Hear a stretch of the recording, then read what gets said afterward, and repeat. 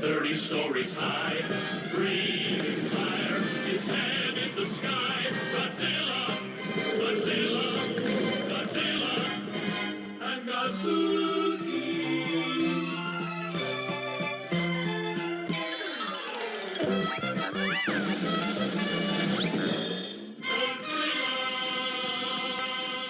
It's like a lot of my decks in that it wasn't exactly highly tuned or highly tested.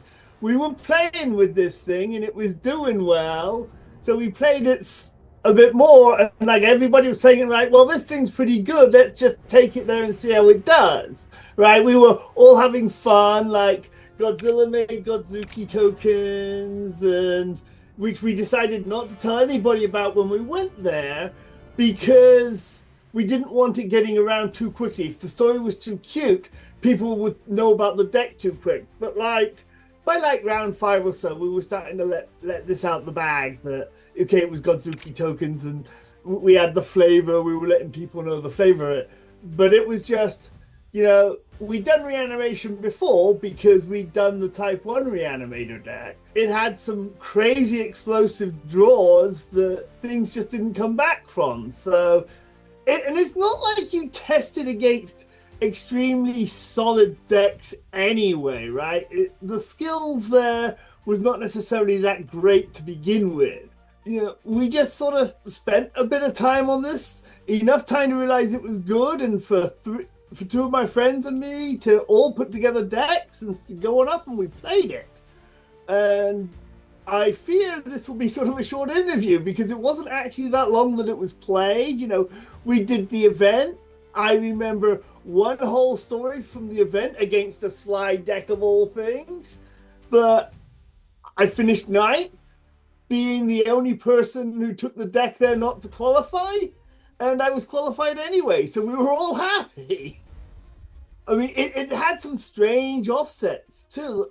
Strange results. Like I showed up the next week and one of these was like, look, when you need cards, just tell me what they are and I'll give them to you, because he wanted to be the first guy to know that the merchant trader was about to be worth $1 a piece.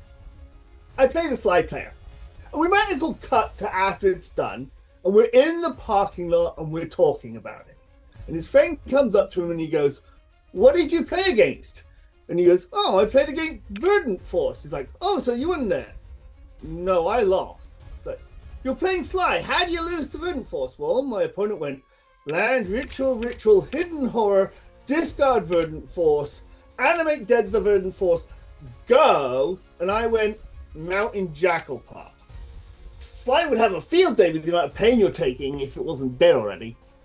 I was trying to get 10 to 12 of each piece, and you don't have 12 animate dead, which is unfortunate. We got an obvious 6, maybe we could go to 8 because of the Firestorm, right? You know, Firestorm also gets this crazy turn 1 kill against the slide player because they put out some Jackal Pups, and you just, if they put out 3, you Firestorm both players and all the Jackal Pups, and they just die. It's like, whoops, there you go. I haven't taken a second turn yet, so I think this is turn 1 for me.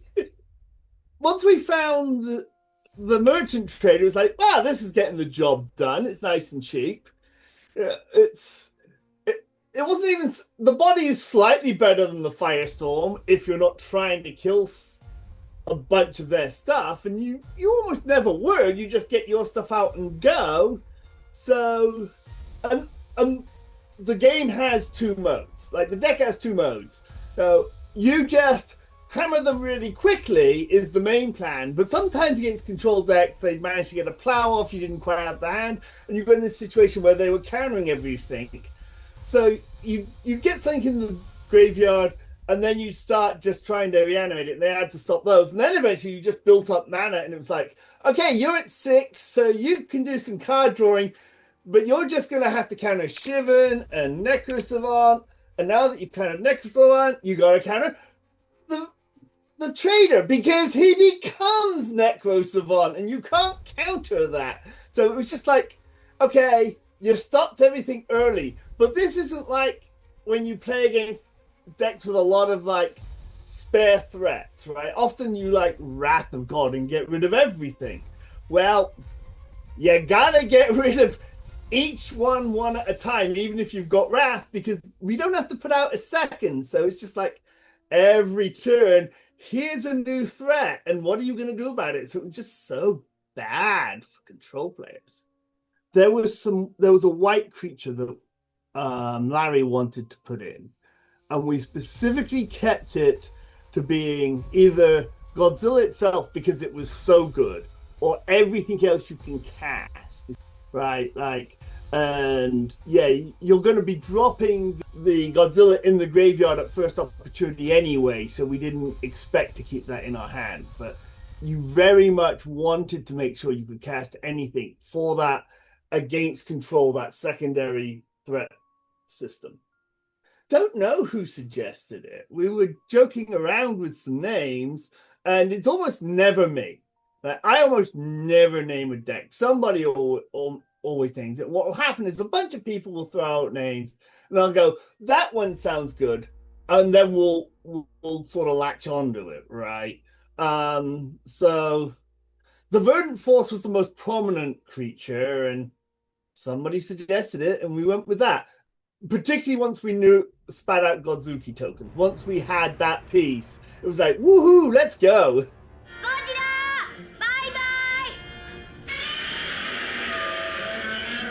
Thanks for watching The Tranquil Domain. If you made it this far, please like, comment, and subscribe. See you next week.